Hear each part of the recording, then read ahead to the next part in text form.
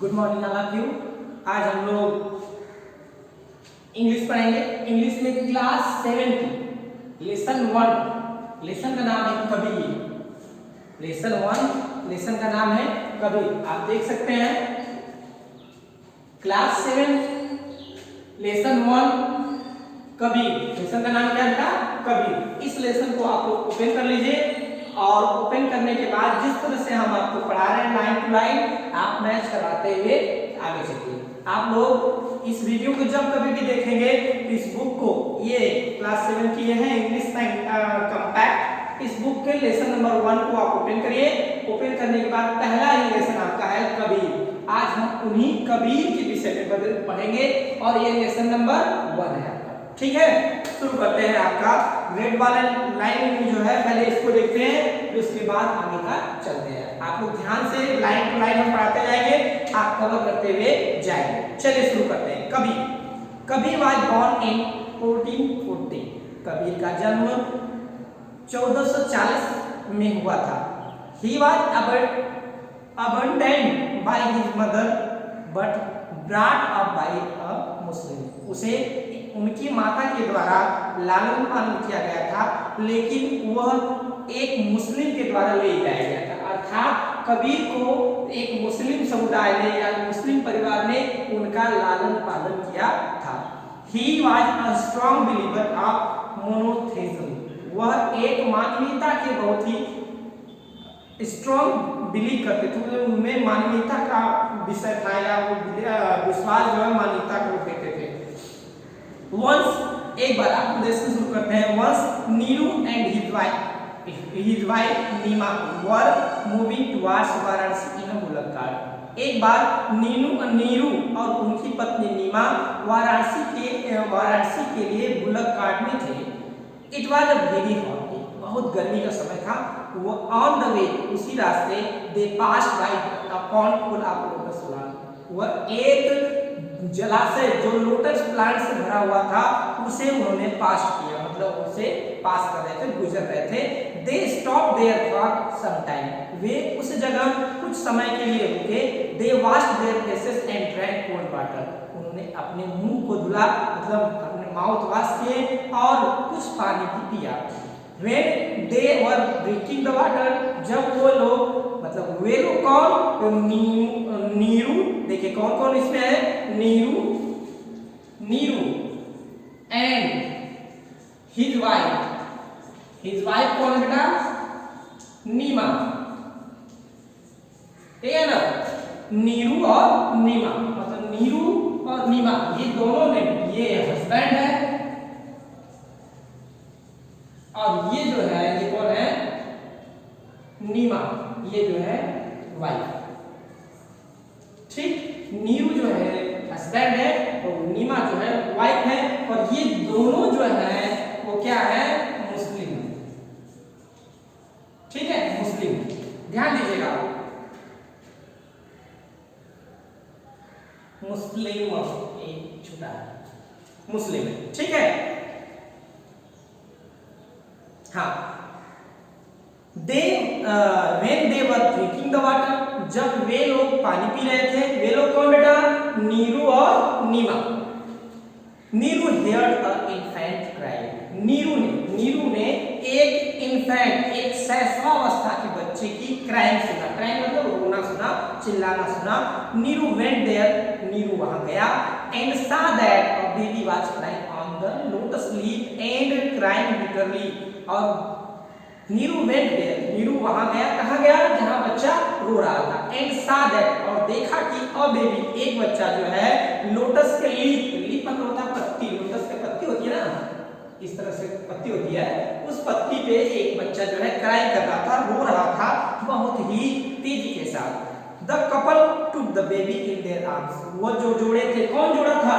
नीरू और नीमा, ये क्या थे? कपल थे, एक जोड़ा थे ना, पति पत्नी थे। इन दोनों ने उसे अपनी बाहों में उठा लिया। किसको? बेबी को। And name the baby Kabir. और उस बेबी का नाम क्या पड़ा बेटा? कबीर। ध्यान से सुनिएगा, बहुत मस्त कहानी है आपके लिए। इनका नाम क्या हुआ? कबीर। किसका नाम पड़ा? नीरू और नीमा ने एक बेबी को उठाया था लोटस प्लांट से, जो जिसका नाम इन दोनों ने मिलकर क्या रखा, Kabir. Kabir was brought up as a Muslim under their care. Kabir को एक मुस्लिम समुदाय के अंडर में इसकी देखरेख की गई। He grew up with the fine spirit। जब वो जितना बड़ा होता गया, जितना बड़ा होता गया, उसकी आत्मा प्योर होती रही, अर्थात वो और ज्यादा उत्सुक था और उसकी आत्मा स्वच्छ थी, अच्छी थी। As a young boy he studied Quran। जब वो छोटा, जब थोड़ा बड़ा हुआ, जब उसे समझने बूझने की ताकत आई, उसने किसका, कुरान को पढ़ा। कबीर एडमायर हिंदू। कबीर जो है हिंदू को एडमायर करता था, हिंदुओं की प्रशंसा किया करता था। एंड और was eager to know about Hinduism. और वह हिंदुत्व को जानने के लिए बहुत ही ज्यादा उत्सुक हुआ करता था। इवर सिंस हिज चाइल्डहुड। कब से, वो अपने बचपन से ही। ध्यान से देखो, कहना क्या चाहते हैं कि कबीर जो है जब यंग हुआ तो वो क्या पढ़ा, कुरान पढ़ा, लेकिन वह हिंदुत्व के बारे में ज्यादा उत्सुक रहता था कि उनके बारे में जानकारी कैसे कलेक्ट की जाए। कब से यह समस्या थी उसे, बचपन से ही ये शौक था कि वो हिंदू के बारे में अच्छी जानकारी रखें। He wanted to learn about their God। वो चाहता था कि वो किसके, गॉड के बारे में, मतलब गॉड मतलब ईश्वर के बारे में, हिंदुओं के ईश्वर के बारे में अधिक जानकारी एकत्रित करें। अर्थात वो चाहता था कि हम उसके बारे में सीखें। किसके बारे में, हिंदुओं के भगवान के बारे में सीखें। अब देखिए भाई, ये किस धर्म का था ये तो पता नहीं था कभी, लेकिन ये मुस्लिमों के द्वारा लालन पालन किया जा रहा था, उनकी देखरेख की जा रही है। तो इस समय इनका नाम मुस्लिम में ही पड़ा, कबीर।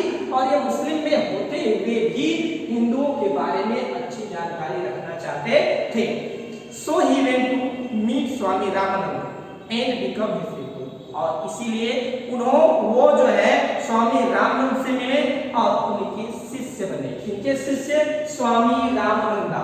स्वामी रामानंदा, जिसे हम पढ़ते हैं बेटा स्वामी रामानंद, स्वामी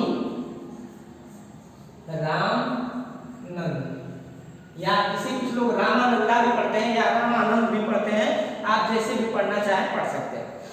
Kabir grew up to be the wise man. Kabir जब बड़ा हुआ वो एक बुद्धिमान इंसान बना। Though he was not that much educated। यद्यपि वो ज्यादा पढ़ न सका, फिर भी he knew संस्कृत एंड फारसी। लेकिन वो संस्कृत और फारसी उसके बारे में वो जानता था। He taught to people about God। वो हमेशा लोगों से गॉड के बारे में पूछा करता था। He taught that God is one। और वो सबको बताया करता था कि भगवान एक होते हैं। Whether we worship him as Allah or Rama।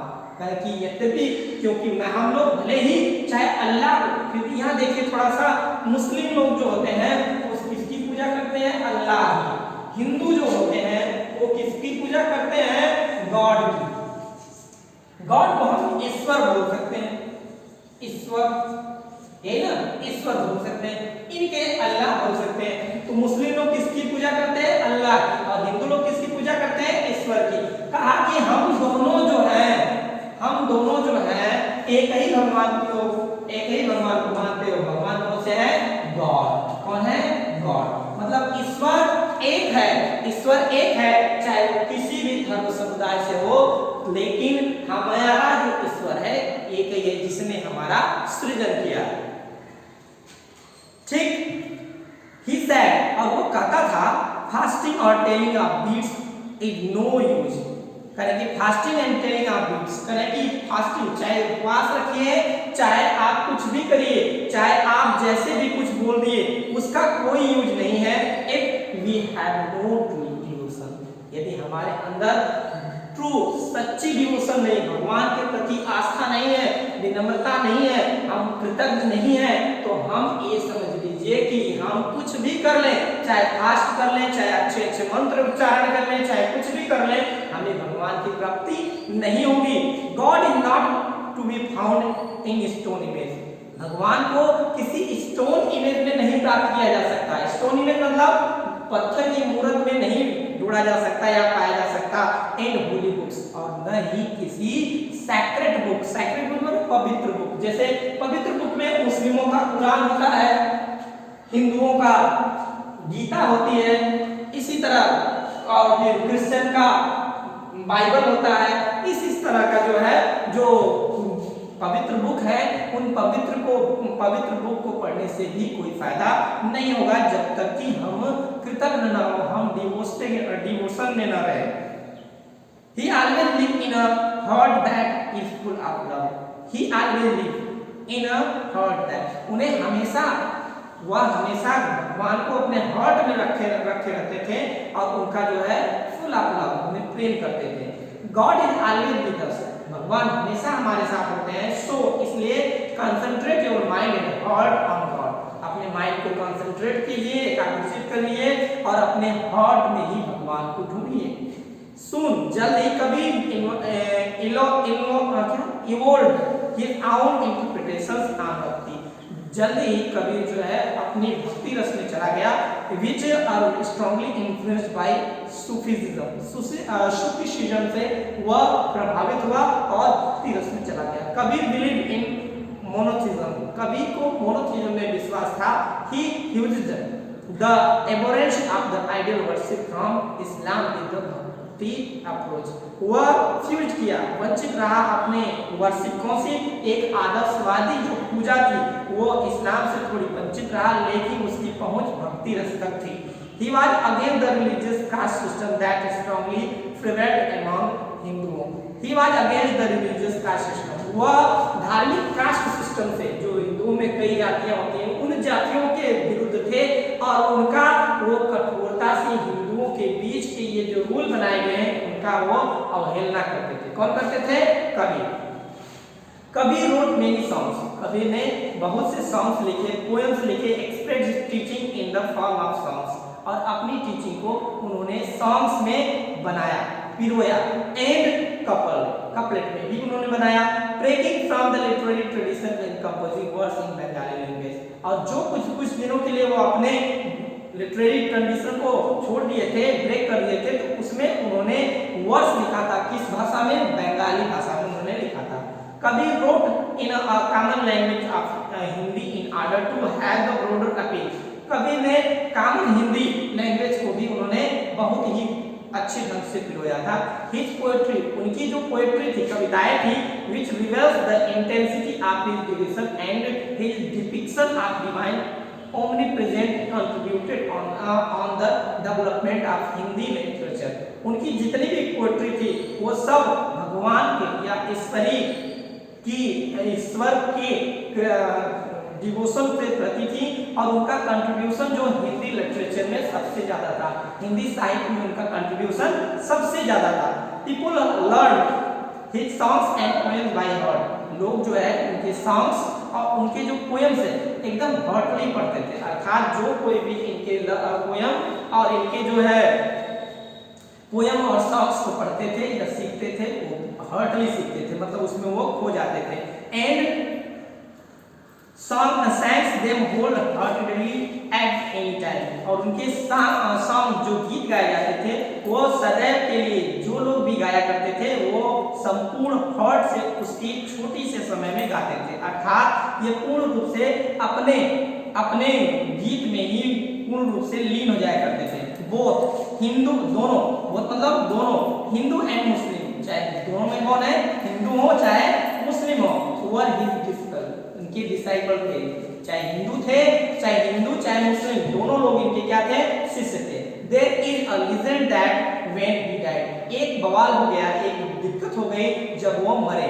The Hindu wanted to burn his body while the Muslims wanted to bury it, Hindu चाहते थे कि इनकी बॉडी को जलाया जाए, जबकि मुस्लिम चाहते थे कि इनकी बॉडी को दफनाया जाए। एक बात याद रखिए बेटा, हिंदू धर्म और मुस्लिम धर्म में जो डेथ के बाद हमारी जो बॉडी डेथ में चली जाती है, अर्थात हम जब मर जाते हैं, तो मुस्लिम लोग जो है बॉडी को बरी करते हैं, बरी मतलब दफनाते हैं।